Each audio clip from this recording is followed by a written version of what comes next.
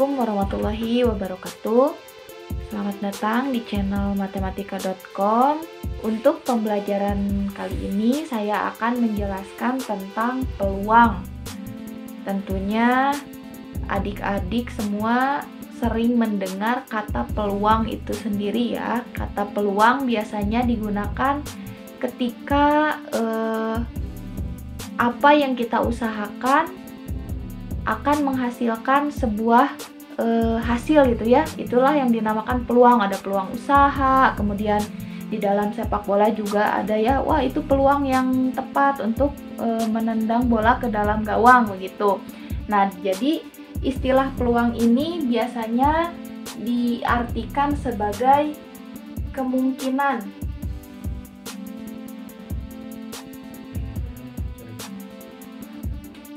Peluang itu adalah sebuah kemungkinan terjadinya suatu hal dengan adanya percobaan.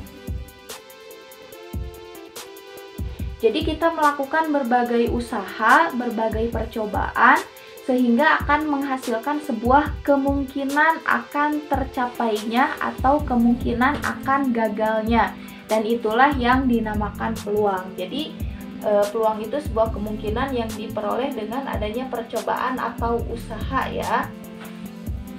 Nah, kemudian di dalam peluang ini sendiri tentunya kita melakukan sebuah percobaan ya. Di dalam matematika ada yang dinamakan percobaan. Nah, percobaan ini sendiri adalah usaha ya. Tadi sudah saya jelaskan, percobaan adalah usaha yang memunculkan kemungkinan-kemungkinan tertentu. Sudah saya jelaskan juga. Nah, pada percobaan ini ada yang dinamakan ruang sampel dan ada juga yang dinamakan titik sampel. Misalkan saya memiliki percobaan untuk pelemparan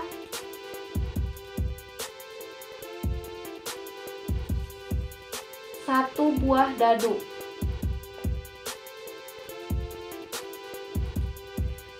Adik-adik pernah kan bermain monopoli, ular tangga? Itu kita menggunakan sebuah dadu. Dadu itu dikocok-kocok kemudian dilempar gitu ya. Nah, si dadu itu kan memiliki 6 buah sisi. Dadu ini memiliki 6 buah sisi. Di mana 6 buah sisi ini di dalamnya terdapat 6 bulatan hitam ya, atau 6 noktah.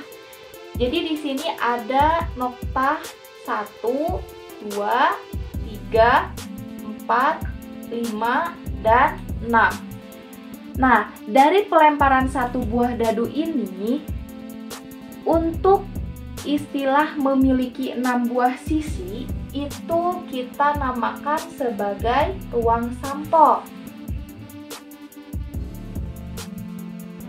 Dan untuk 1, 2, 3, 4, 5, 6 itu adalah titik sampel.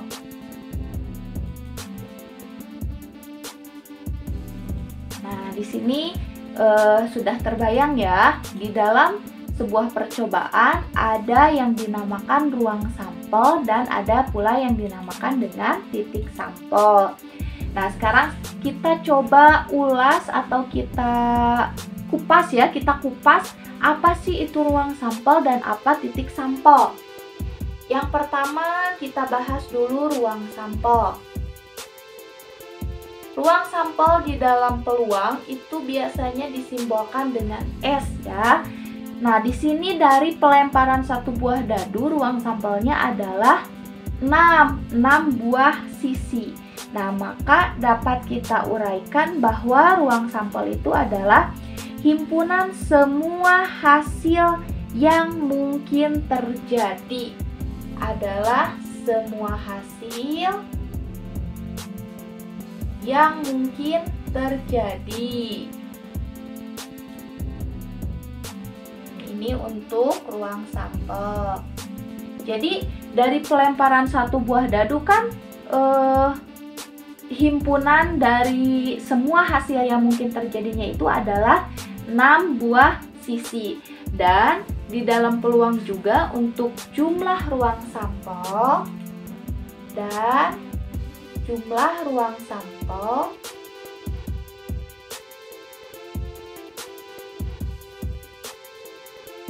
dinotasikan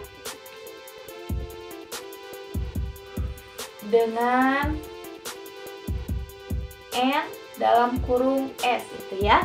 N dalam kurung S itu adalah notasi untuk jumlah ruang sampelnya, sedangkan S untuk ruang sampelnya. Nah, kemudian sekarang ada istilah titik sampel. Titik sampel sama saja ya. Saya kebiasaan menyebutnya titik sampel. Titik sampel ini merupakan anggota dari ruang sampel itu sendiri. Kan di sini di contoh satu buah dadu itu 6 buah sisi, titik sampelnya adalah 1, 2, 3, 4, 5, dan 6. Maka dapat dijelaskan bahwa titik sampel adalah semua anggota ruang sampel.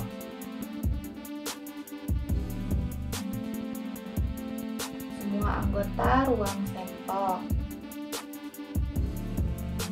Nah, segini juga sudah cukup ya untuk dasar dari bekal kita bisa mengerjakan atau menyelesaikan soal-soal peluang.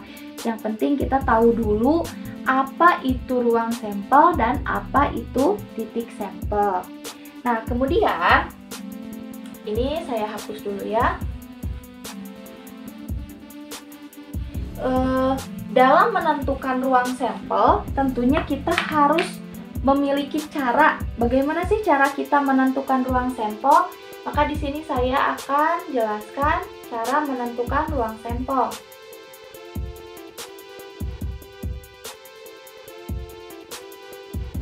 Cara menentukan ruang sampel itu terdapat dua cara ya. Yang pertama adalah dengan menggunakan tabel dan yang kedua dengan menggunakan diagram pohon.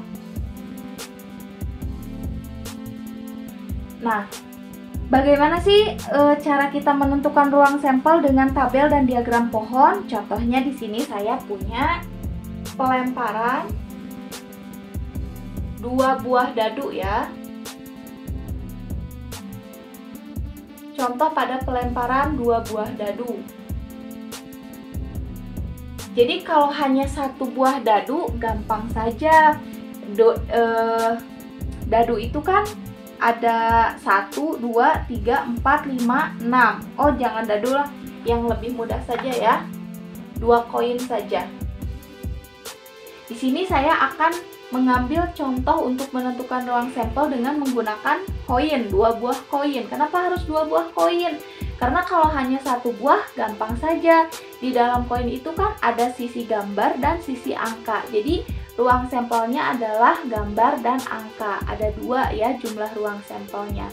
Tapi kalau 2 buah koin tentunya kita harus menentukan. Dalam 1 kali pelemparan tentunya akan ada dua buah sisi yang muncul dari setiap koin itu sendiri. Yang pertama, kita tentukan ruang sampel dengan menggunakan tabel terlebih dahulu. Caranya, kita buat tabel seperti ini. Seperti ini ya. Kan koin itu memiliki 2 sisi. Kita ibaratkan yang atas ini adalah koin 1 dan yang ke bawah adalah koin 2. Koin 1 memiliki 2 buah sisi, yaitu sisi angka dan sisi gambar. Kemudian koin 2 juga sama, memiliki 2 sisi, sisi angka dan sisi gambar. Maka jika kita melemparkan 1 kali, tentunya akan bertemu antara koin 1 dan koin 2. Di sini adalah titik temu atau titik kejadian yang pertama. Koin 1-nya muncul angka, koin 2-nya muncul angka. Kita tulis AA. Koin 1-nya gambar, koin 2-nya angka menjadi GA. Koin 1-nya angka, koin 2-nya gambar, jadi AG. Kemudian koin 1-nya gambar, koin 2-nya gambar menjadi GG. Itu untuk menentukan ruang sampel dengan menggunakan tabel. Maka kita nyatakan S, ruang sampelnya adalah AA, GA, AG, dan GG. Itu untuk penentuan ruang sampel dengan menggunakan tabel. Maka jumlah ruang sampelnya adalah 4. Jadi ada 4 ruang sampel untuk pelemparan 2 buah koin. Jadi ketika kita akan melemparkan 2 buah koin, kemungkinan yang akan munculnya itu ada 4 buah, ada 4 kemungkinan. Kemungkinan yang pertama angka-angka, yang kedua gambar angka, yang ketiga angka gambar, dan yang keempat gambar-gambar. Itu untuk menentukan dengan tabel. Sekarang yang kedua, kita gunakan diagram pohon.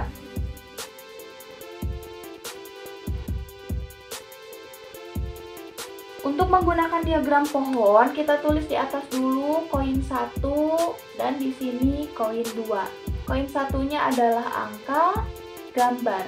Kita tarik garis ke koin 2. Kita tulis lagi angka, gambar. Yang bawah juga sama, angka, gambar. Sehingga dapat kita nyatakan yang pertama angka-angka, yang kedua angka gambar, yang ketiga gambar angka, yang keempat gambar-gambar. Bebas ya, adik-adik boleh menggunakan tabel atau diagram pohon untuk menentukan ruang sampel karena kedua-duanya juga sama ya. Sama saja kita tulis ruang sampelnya di sini AA, AG, GA, dan GG. Dan jumlah ruang sampelnya adalah jumlah ruang sampelnya adalah 4. Nah, inilah cara untuk menentukan ruang sampel dalam peluang. Selanjutnya, ini baru ruang sampel dan titik sampelnya ya. Sekarang kita masuk ke peluangnya itu sendiri. Peluang itu tadi sudah dijelaskan, peluang adalah suatu kemungkinan terjadinya sebuah kejadian ya. Sekarang kita tentukan peluang suatu kejadian.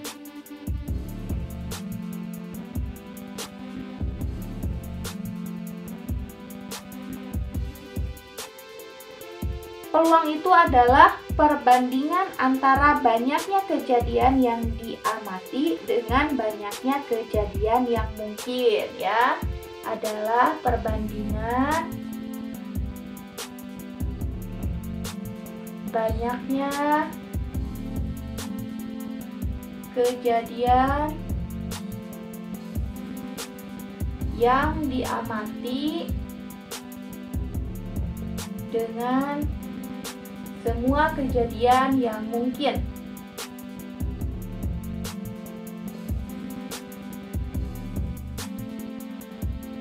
Maka dapat kita notasikan dengan menggunakan rumus PA sama dengan NA per NS.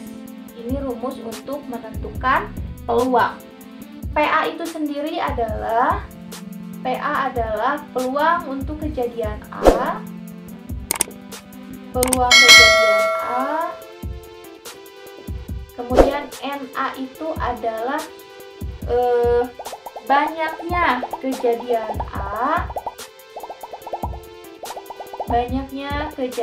A, dan NS tadi sudah kita bahas, NS adalah banyaknya ruang sampel.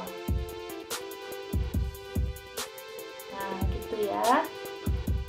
Ini untuk menentukan cara untuk menentukan peluang suatu kejadian. Nah, agar lebih pahamnya, sekarang kita masuk ke contoh soal. Contoh soal peluang. Contoh soal untuk peluang ya. Kita akan mencari peluang pada pelemparan 3 buah dadu, 3 buah koin, jangan dadu ya, 3 buah koin secara bersamaan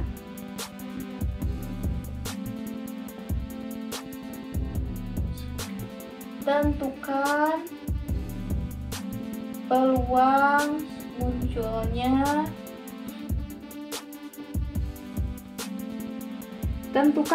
munculnya dua sisi angka dan satu sisi gambar. Ini soalnya ya. Pada pelemparan 3 buah koin secara bersamaan, tentukan peluang munculnya 2 sisi angka dan 1 sisi gambar. Yang pertama, kita harus tentukan dulu ruang sampelnya ya. Kita harus menentukan dulu ruang sampel. Nah, tadi kita sudah belajar bagaimana cara menentukan ruang sampel. Ada 2 cara, yaitu tabel dan diagram pohon. Karena di sini koinnya ada 3, yang memungkinkan itu kita gunakan diagram pohon ya. Karena kalau menggunakan tabel rupanya agak sedikit kesulitan ya, maka kita gunakan diagram pohon. Tadi kan kalau yang contoh tadi koinnya hanya ada 2, kalau sekarang koinnya ada 3. Jadi di sini koin 1, koin 2, dan koin 3. Kemudian di sini S-nya ya. Koin 1 itu sisi angka dan sisi gambar. Kita tarik ke koin 2, angka dan gambar. Yang ini juga tarik angka, gambar. Kemudian ke koin 3, angka, gambar. Yang ini angka, gambar. Yang selanjutnya juga angka, gambar, dan angka, gambar, gitu ya. Maka kita peroleh ruang sampelnya. Tarik panah lagi agar lebih jelas ya, agar kita tidak keliru dalam penentuan titik sampelnya. Yang pertama A. Tulis saja di sini A. Kemudian yang ini G.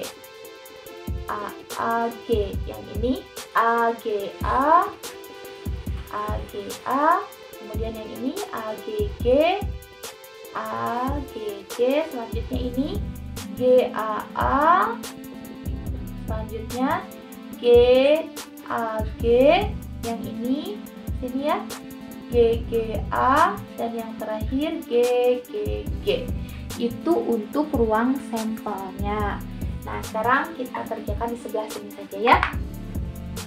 Tentukan dulu ruang sampelnya. S-nya itu adalah 3 buah koin. Berarti kita tuliskan saja yang sudah kita peroleh. AAA, AAG, kemudian AGA. Kita beri batas ya. Kemudian setelah AGA, AGG, GAA, GAG, GGA, dan GGG. Maka NS-nya ada berapa ini kita hitung? 1, 2, 3, 4, 5, 6, 7, 8. NS-nya adalah 8. Kemudian tadi peluang itu adalah perbandingan antara banyaknya kejadian yang diamati dengan banyaknya kejadian yang mungkin. Ini adalah kejadian yang diamati. Maka kejadian yang mungkinnya itu adalah NA ya. NA. Bukan NA, A saja dulu. A-nya itu adalah apa tadi? 2 sisi angka dan 1 sisi gambar. 2 angka dan 1 gambar ya. Sekarang kita perhatikan A-nya itu apa saja? 2 angka dan 1 gambar. AAA 3 angka ya. Berarti kalau 2 angka yang ini AAG, 2 angka 1 gambar, AGA. Kemudian mana lagi 2 angka 1 gambar nih, yang GAA. Ini untuk peluang, untuk kejadiannya ya, kejadian yang kita amatinya 2 sisi angka dan 1 sisi gambar. Maka NA-nya adalah 3. Jumlah kejadian A-nya adalah 3, sehingga PA adalah NA per NS. Na-nya adalah 3, NS-nya adalah 8. Jadi inilah hasil untuk pelemparan 3 buah koin. Yang kita perhatikannya adalah peluang munculnya 2 sisi angka dan 1 sisi gambar dari 3 buah koin adalah 3/8. Begitu ya. Ini untuk penyelesaian dari salah satu contoh soal peluang. Dan harus adik-adik tahu juga, di dalam peluang itu kisaran nilai peluang ya. Kisaran nilai peluang itu ada di 0 kurang dari peluang kurang dari 1. Ingat ya, nilai peluang itu selalu berada di antara 0 dan 1. Kenapa? Karena yang namanya peluang hanya kemungkinan saja. Sedangkan kalau nilainya 0 itu mustahil terjadi. Jadi kalau kita memperoleh nilai kemungkinan hasilnya adalah 0, berarti itu adalah sebuah kejadian atau sebuah kemungkinan yang mustahil terjadi. Dan jika kita memperoleh nilai peluangnya 1, maka itu termasuk ke dalam peluang kejadian yang pasti terjadi. Itu ya. Untuk materi peluang mungkin sampai di sini saja dulu ya. Semoga apa yang saya jelaskan dapat dipahami dan bermanfaat bagi teman-teman semua yang sudah menyaksikan video saya. Saya ucapkan terima kasih kepada semuanya. Wassalamualaikum warahmatullahi wabarakatuh.